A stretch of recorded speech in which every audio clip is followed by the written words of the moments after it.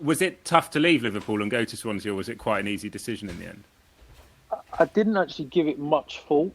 I just literally, I got, I remember coming in back in first day of pre-season, and there'd been interest during the summer because I had the Euros 21s at England, and I'd come in and there had been interest. I think Palace tried to take me on loan, and then, but I needed to go somewhere and sort of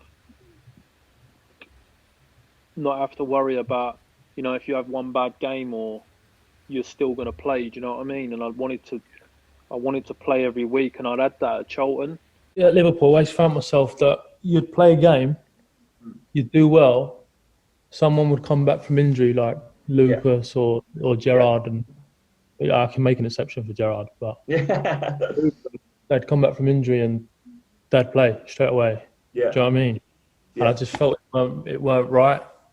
It was just more. It's probably politics in their name. Do you know what I mean? Where you was a young lad and you could be left out easily, and I was at that stage where I'd played so many games in the past, and I wanted to play football. I wanted to play football every week, and I went and knocked on Brendan Rodgers' door at the start of the season and said, like, am I going to get a more majority of the games and stuff like that? And he said, I just can't. Like, you're going to play part, but I can't promise you like what you're asking. Do you know what I mean? Yeah. So I just said, I think it's best, and if I go out, I said to him, I want to be able to be in a team where if you have one bad game, two bad games, you're still going to play. You know what I mean? Yeah. Bad game as a footballer, bad games do happen. Of course. You don't go through a season playing 38 games and having 38 worldies. Do you know what I mean? You're going to have bad games. Footballers, everyone has a bad day at their work, at their job. Yeah. And I felt at Liverpool I'd have been left out because it was such a obviously high profile club and there was pressure all the time and stuff like that. But I just wanted to go and play football. Yeah. And looking back, I probably shouldn't have left that early. Probably. Yeah. I should have just bided my time and just carried on doing what I was doing. But I just I'm one of them that if I've got an opinion, I'll say it. Yeah. I'm not a yes man. Do you know what I mean? I don't lick people's asses and things like that. So I just wanted to go and play football, and because I love football. Yeah. And that's what you want to do as a young. I was 21 at the time. You want to go and play football, and luckily that Swansea obviously showed an interest in the Premiership. And looking back, I had a chance to go to Palace on loan. Mm-hmm. And would that have been a better option? Don't know. Mm-hmm. But I couldn't go to Palace because of the Charlton thing. Yeah. But I found a club in Swansea that literally I suited the way they played, and I really enjoyed my time down there, to be honest with you. And even going down there, I was with my missus, and we got a phone call off Brendan Rodgers in the car, and he was just saying, like, you haven't got to go if you don't want to stay here, and like you're still going to get a few games in that. Do you know what I mean? And we're in Europe and stuff like this, so you're still going to play. But Swansea was in Europe.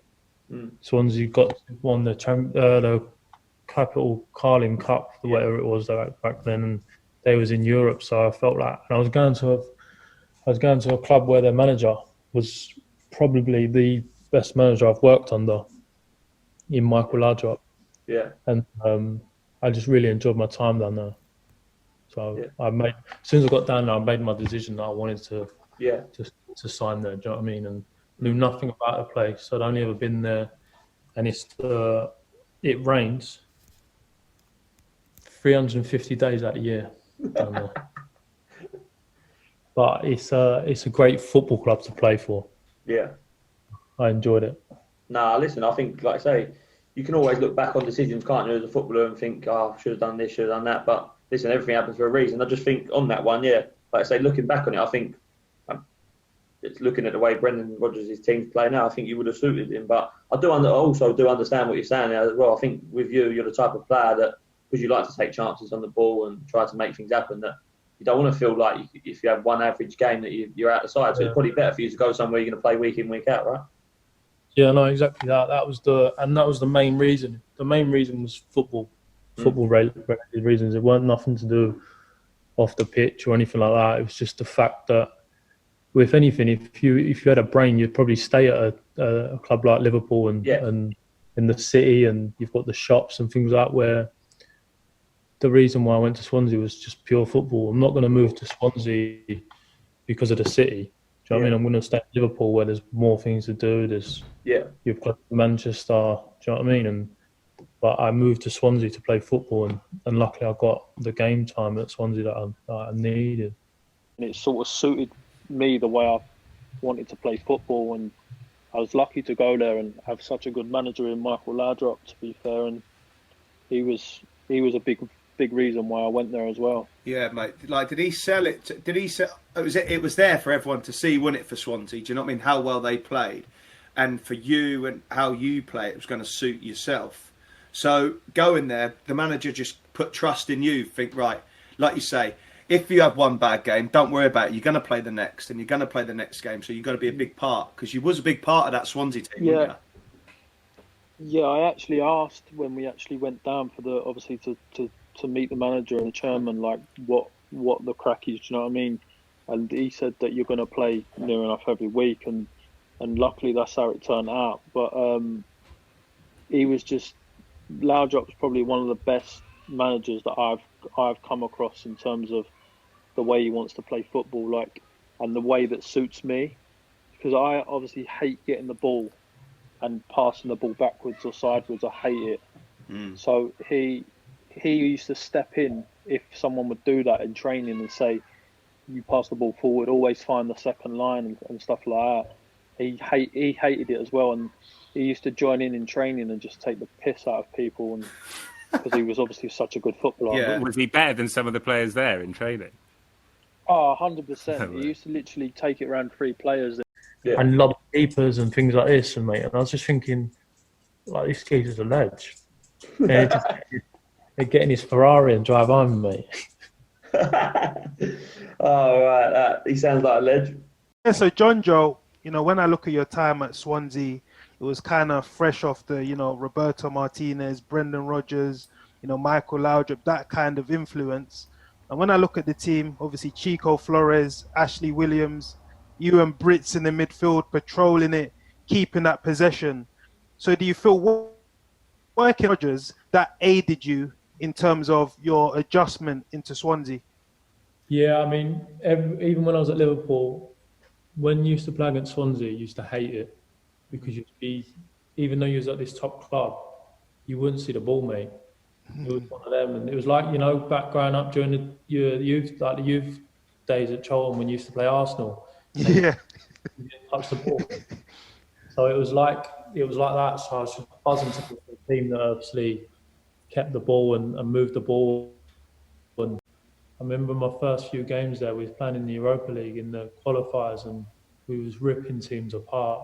I mean, I was watching the games back the other day, and it was frightening into the team. But I think being at Liverpool with Brendan, Steve Clark helped me in terms of going straight in there and hitting the ground running. Laudrup, what made him such a good manager? Yeah, everything was pass forward. Yeah. Don't pass back. Hated it if you pass back. Would step in and tell you off if you pass back. It was all about breaking the lines. And as a footballer, that's all I wanted to hear. I wanted a manager to be so positive and stamp his authority. Do you know what I mean? And I think for me, he was brilliant. And he tried to take me to Qatar with him. Yeah. But it didn't. I mean, I would have gone tomorrow, but it was.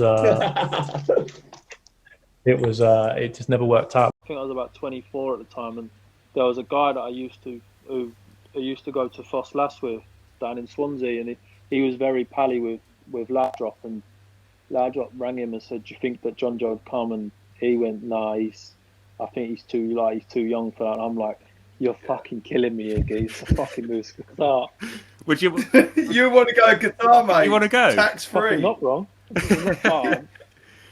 Business, isn't it? At the end of the day, you're confident lad, Jonjo. Do you know what I mean? That's everywhere. Everyone can see that already. But going in there, did he have to give? Obviously, he's not going to give you confidence, but did he make your character grow by saying, right? Because we all seen you at 60-yard diags, mate. When you any team that does analysis on you can see that. Is he just saying, right, every time you get the ball, pass it forward and go hit your zingers like? Yeah, he just literally said to me, just come in and play the way you play. Like, there's a reason why I've gone and got you.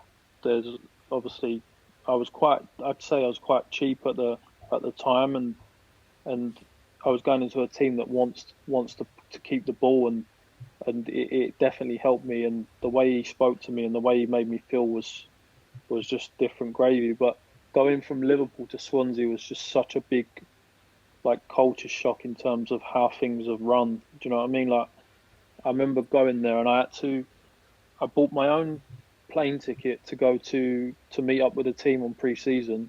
Where to? Where at Liverpool to Holland. Oh, and wow. I swear, and like, they was flying that day and I was signing that day, and then I had to get the flight out of Cardiff the next day to go and meet them. And then I get to the hotel, and like normally it's nerve-wracking, isn't it, going into a new team and people, like, especially people you don't know. And I get to the lunch table and all the lads are sitting down eating lunch, and he goes to Ashley Williams went to me, coming out tonight. I'm obviously in Amsterdam, and I'm like, it's my first day at the testing the water, isn't it?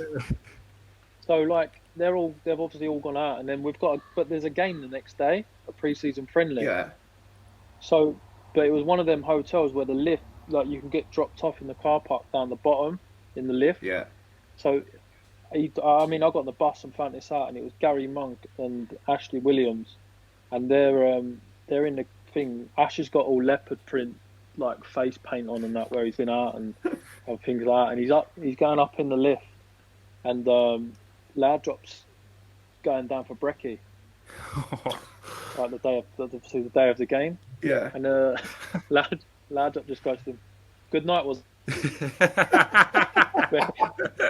where you just don't. Where I'd gone from being at Liverpool, and that just doesn't happen. Do you know what I mean? So did you have to? You know, when you was there, did you have to because it's easy, and do you know what I mean? You go from Liverpool, you being up there, your standards demand is there. Did you have to try and keep that? Yeah. I think you just fall in a trap, and I think I put on more, like, weight, whereas they wasn't big on body fats and things like that, and that it ends up catching up with you in terms of your fitness levels and things like that. I mean, even when I went to meet the lads at the hotel, they give me the room key, and you had to share rooms, so I had to obviously experience that. And is that not? Don't you do that everywhere? No. Most clubs you get your own room, right. And I've gone up room, and there's the second goalkeeper, he's German fella called Gerhard Tremmel. I swear to God, he's smoking on the balcony. Smoking on the balcony, and I'm not into, like, smoking and things like that, but he's smoking on the balcony, and then he's come back in the room and he's gone, "Jonjo, what is the capacity at Anfield?" And I'm like, how the fuck am I meant to know that, pal? First day. Never met him. I swear to God. I've got this, like, Bond villain image in my mind. I swear to God. And then we played golf out there, and I was in his buggy. Tremmel. I swear, he's chewed my ear off for about 4 or 5 hours, mate. And he takes so long to hit the fucking golf ball as well. But he was actually, like, a good lad, do you know what I mean? As you get to know him, you knew that, like, he's a character, and that's just the way he was. But he was. Did he smoke the rest of the trip? A chimney, mate. Round the golf course, everything. Oh, mate. Did you have to sing? Mate, yeah, I sang Elvis Suspicious Minds. How horrible is that? I don't, honestly, it gets talked about so much. It's awful, ain't it?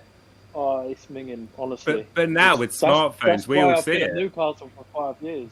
Is that why you just stay strong? Yeah, that's the thing. Yeah, now you're now with Twitter and social media and things like that, it gets plastered all over the internet. Yeah, it's crap. So you just look like a bellend anyway. Of course, played with a number of really, really top players. And there was one in particular that I wanted to ask you about, Jonjo, and that is Michu.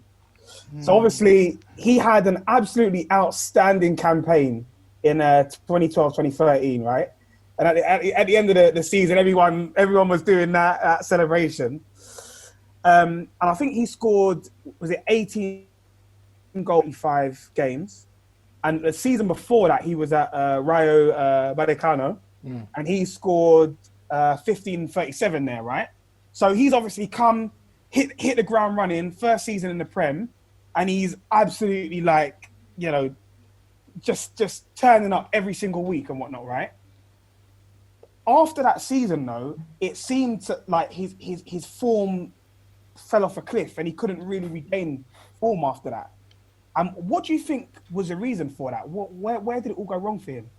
I think when I signed, he was sort of their main guy in terms of goals and that. And then a week after I signed, Wilfried Boney signed, and I think that personally knocked the sort of stuffing out of him a little bit, and because Wilfried coming on a big deal and as like the main striker, and after that it didn't really work out for Michu. I mean, I only played with him for, I think it was about 6-7 months, and but you could tell his finishing was just ridiculous. But I tell you a story, yeah. We got these bands to wear, like when you go to sleep. Yeah. And they monitor you, so obviously had to show you how much you're sleeping and stuff like that. And they put it all up on the screen in the canteen. So we had a meeting, because there was a few lads obviously going to bed at like 12 and not getting much and stuff like that. On one graph, it showed that someone was sleeping for 3 hours a night. And it was me. What on earth was he doing? Tell that he was coming in and he, like, eyes were just all like drowsy and puffy, and you could tell that he was either that or he's out on the town. But it turned out that he was just up playing PlayStation. Until like 4 o'clock in the morning. Wow. So that's probably why his form tailed off. But I don't know whether he'd always been like that or it was a new thing, but he looked tired all the time, and then he got a bad injury. Now obviously I don't even know what he's doing now. He's sort of like disappeared on the face of the earth. But when he was at Swansea, he got a Spain call up. He played for Spain. Yeah. And you don't get Spanish call ups if you can't play football. Do you know what I mean? So, yeah, exactly. I mean, is he the best FIFA player at the club? I'm not. I don't play them games, mate. Oh, don't you? No. I got 2 kids, pal. No time.